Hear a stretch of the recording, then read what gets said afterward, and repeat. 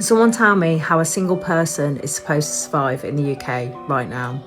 Because the numbers just don't add up. You cannot succeed in this country if you're a single person, I swear. Somebody explain to me why I just spent $126 to get the bare minimum. Living in this economy, doing everything for yourself, you a bad bitch. A single woman, I'm getting a little worried when I scroll on this app that like all of the good single men, 30-year-olds and up, or near that range, they are, if they're single, they're staying inside and doing exactly what I would want to do. The economy is hard for everyone, but the conversation keeps drifting toward why men aren't stepping in to cover the gap. The financial pressure is real. The expectation buried underneath, it is even more revealing. Being a single girl in this economy is hard. It's either you go on the dating apps or you meet someone in the wild. But every time I go into the wild, I'm spending at least like $150 to leave my house. And the time I spend in the wild, the whole time I'm just thinking about how much I want to go back home. Yeah, that costs me $150 like every single time. I was telling my friends, I was like, I am about to start calling these bars and I'm like, can you put my picture on like a big screen? And then like if any man at the bar is interested in getting to know me, they can like be like, hi, I am. And then the bar can let me know like you have 5 contenders here. And I just go to the bar and then I meet them and then I come home. Wouldn't that be so simple? Wouldn't that make my life so much easier? And your life and our lives and all of our lives? Imagine if bars had that feature. They're like, these are the single ladies that want to come to the bar this night. Does anybody love them? Do you love them? And the boys are like, we love them. We would love to date them. And then you can go to the bar and you can find the love of your life and you can get married and live happily ever after. And then we can stop going out and spending $150. Women in 2026 are literally carrying everything, whilst men are out here living in that princess era. Women aren't just strong, they're exhausted.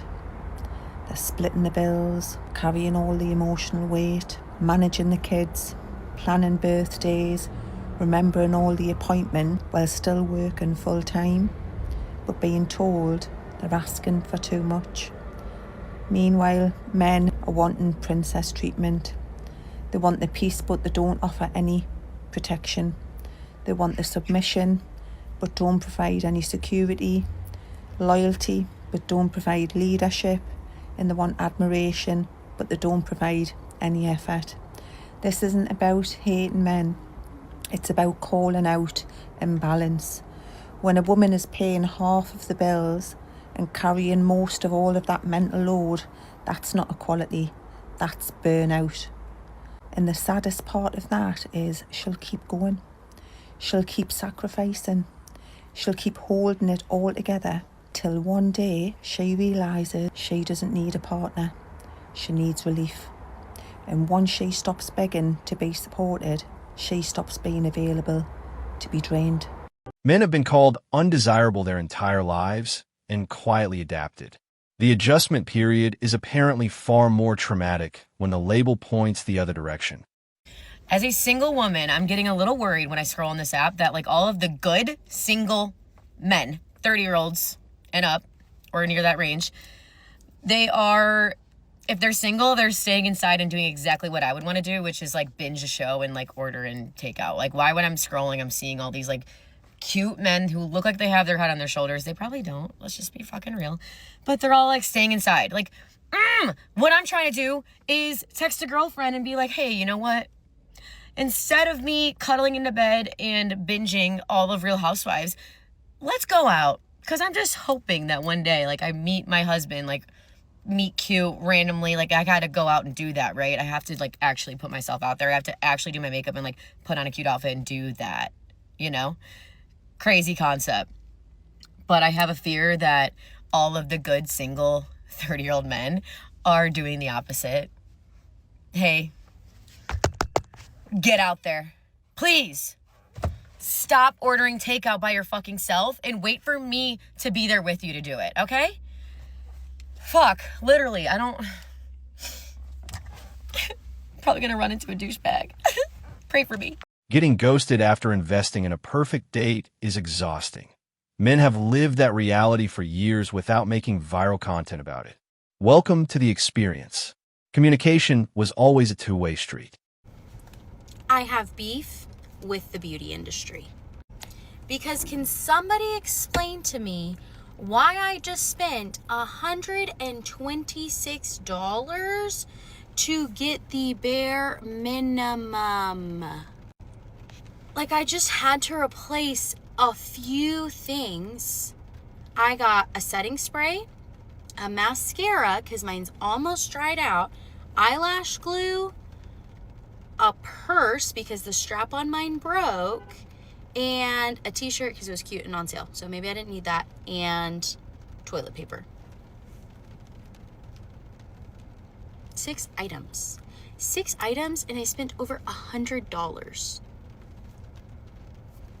Thousands of comments just like this on that post that I made about not being in a 50-50 relationship, of women commenting saying that they have been able to save so much money since being single. And that's why I cannot accept the argument that it's unfair to expect a man to provide more than 50% in a relationship in this economy. Because while both men and women can work now, nothing can change the fact that it's always going to be the woman who gives birth. It's always going to be a woman who gets a period and not a man. It's more often than not going to be a woman who gets sexualized and harassed in the workplace. It's always going to be women paying the pink tax. It was 62 million men, not women, who signed up for that rape academy. 90% of violent crimes are committed by men, and it'll be these faux feminist men fighting for women's equality by making them pay the bill, rather than actually taking that energy and holding other men accountable. I know what you might say, oh, that's a bit of a far reach comparing men to all these rapists and violent criminals, but the energy behind all of it every single time is exploitation and entitlement. And the degree to which that gets exercised varies on a scale from mild to extreme. And asking women to pay for you in a 50-50 relationship and sacrifice all the earnings and savings that she could be making for herself is a form of entitlement and exploitation. So if you were to zoom out and take absolutely everything into an equitable point of view, not a single woman on this planet would ever be in a 50-50 relationship ever again. The landlord analogy is airtight. No one absorbs a working adult's rent out of generosity. So why is a man expected to subsidize a woman's lifestyle just because she's there? Adulthood means paying your own way. Full stop. This is Professor Scott Galloway, and he's always talking about the crisis of young men today. He often talks about how young women are starting to do very well for ourselves economically while young men are falling behind. Women are more likely to go to college than men. Men are more likely to live with their parents than their female counterparts at the same age. Single women are now buying more homes than single men are. Scott Galloway frames this as a crisis because he says that women do not want to date beneath us, we want to date our equal or someone above us. While I think he's mostly right about this, I think there's a huge missing piece of this conversation that Scott never talks about. And that missing piece is domestic labor. Most men do not clean or cook as often as women and are generally useless around the house. If you talk to married women, they report that their husbands feel like an additional kid to them. My point here is that everybody's talking about how men are struggling to compete economically. Nobody's really mentioning that maybe women would like it if you would catch up to us domestically. I think that most men could improve their dating prospects if they took a cooking class and learned to mop. I know many successful women who would be fine dating a man who made less money than her if he could cook her dinner. The reality today is that if you're a straight woman in a relationship, you probably do the majority of the cooking and the majority of the cleaning. So if you also make way more money than your husband, maybe you could see how women don't want that deal. Men are not making as much money, but maybe you should focus on becoming an equal partner in other ways. I just feel like this is a major part of the conversation that no man is even considering. Spending his money while hers stays untouched isn't a relationship. It's a financial arrangement with a girlfriend label on it. Adults pay their own bills. Entitlement dressed up as tradition is still entitlement. It actually costs you more to be single than it does in a relationship, and let me tell you why. Also, yes, I'm in the bathtub. Shut up. When I was living with my roommate in a very nice area, it was a 2-bed, 2-bath, beautiful balcony in a very safe area. All utilities were included, but Wi-Fi. We had a parking stall included as well. The only extra was a pet fee, which I paid. I now live in a basement, 1 bed, 1 bath, again, in a nice area, just a different nice area. Street parking, no balcony. All utilities are on me. And I pay, depending, on the utilities, because that does vary, but I would say close to $1,600 a month. So yes, it is cheaper to live with your partner or roommate than it is to live by yourself. So for people who think, oh, well, like, you're single, you don't have to, like, spend money on, like, going out with your partner, buying them gifts, blah, blah, blah, blah, blah. Yeah, but I'm paying, like, $500 extra just to live in a place by myself. Gentlemen, welcome back. Let me tell you this secret. 3 age women are desperate, need a man. The first age, late 20s, I mean from 27 to 30s. Some women are think seriously about long-term relationship because their friend are get married, they have children, and that is always increase the focus. And that's the first one. The second age is mid-30. I mean from 33 to 37. Some women feeling stronger urgent if they need children because fertility gradually decline with the age. Other emotion, companionship, stability, after career building years. And that is the reason. The third age is after divorce or major changes.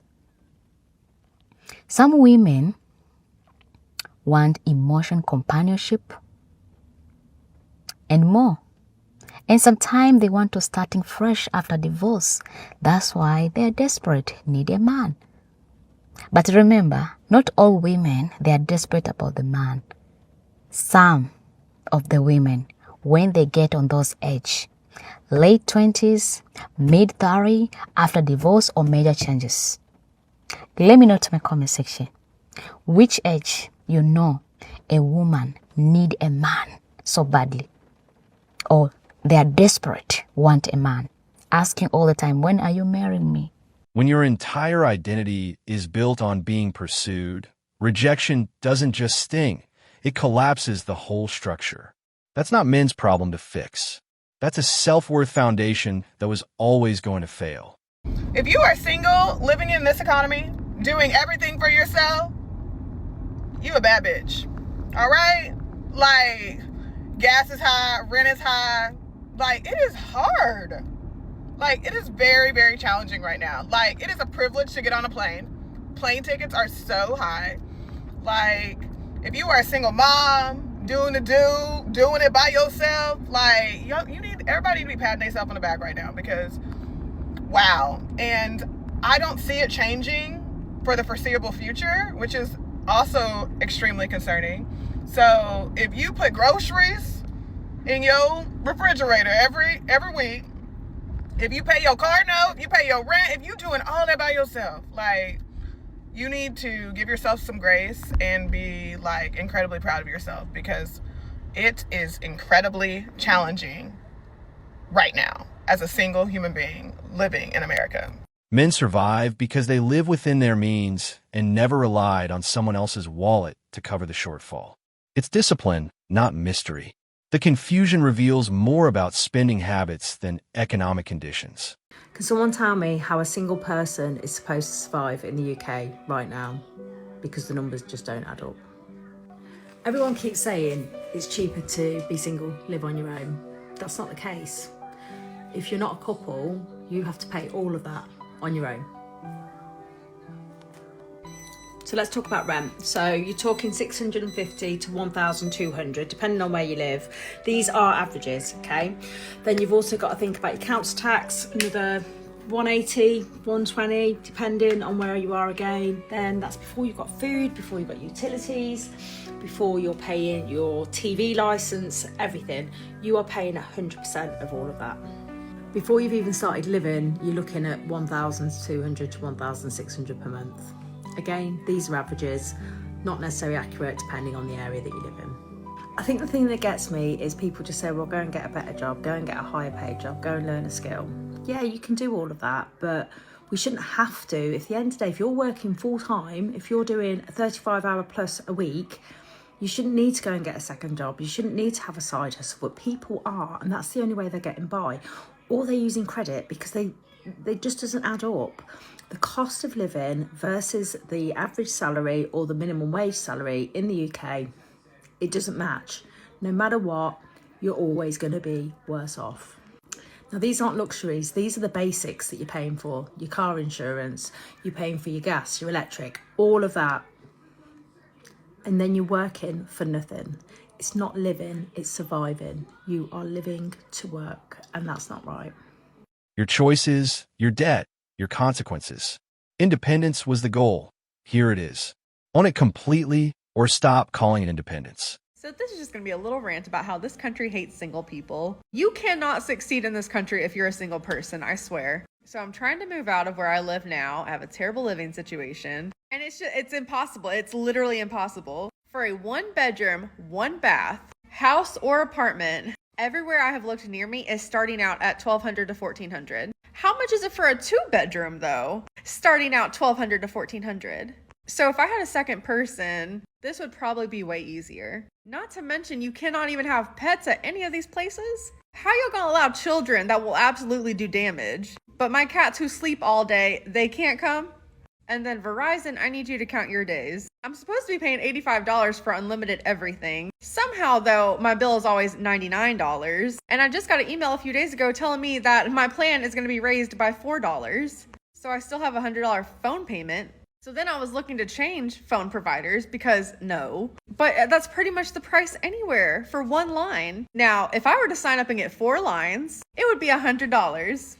So I can pay for 1 line, which is $100, or I can get 4 for $100. Make it make sense. What the hell? So they're making it to where you cannot survive this economy by yourself. And I don't like people. So like, I don't want people in my space all the time. I'm living with a nightmare roommate right now, and I am miserable. So I know everybody else has got to be. A tax professional gave sound financial advice and got punished for it. The rage response to a purely practical marriage suggestion reveals exactly how emotionally loaded and financially convenient the resistance actually is. Staying single in London, pouring all your time into work and chase a high salary is generally one of the worst value propositions I ever encountered. My gross salary in 2024 was around 120k. Sounds impressive, doesn't it? But when you actually work through the UK tax system, after income tax and national insurance, I'm taking home just over £6,000 a month. I've got a married couple I know. He earns 80k pounds, she earns 40k pounds. Together, their household's income is also 120k before tax. But because of their income is split, they each fell into lower tax bands and returned their full personal allowance. Their combined take-home is 13k pounds, more than mine. Living alone in London costs roughly 10k more per year than flat sharing or living as a couple. 7,000 of that is purely rent. It's basically a single penalty in all but name. Beyond that, they split broadband, utilities, Netflix, Spotify, all the subscriptions. That's easily £10,000 a month I'm spending more than either of them. Same 120k gross income, but split between 2 people, it becomes this manageable lifestyle. And neither of them is on what you would call a high salary, which means they're under far less workplace pressure and stress than I am. They get to live a much more balanced life. Why is the UK system so unfriendly to single people? I just saw a video of a woman talking about how she was going through her weekly financials, like with her husband or whatever. And so she had her grocery list, and every single week she literally has to mark off what she consumes from the grocery list and what he consumes from the grocery list, and then the things that they share together and the things that she consumes from the grocery list, she has to pay him back for it at the end of the week. Now, I know everybody's marriage is different, but what? Imagine buying a bag of oranges for the household and you got to pay him back for the portions of the oranges that you ate. My God. Bragging that your husband never questions your spending isn't a flex. It's confirmation that financial accountability is optional for one person in a marriage.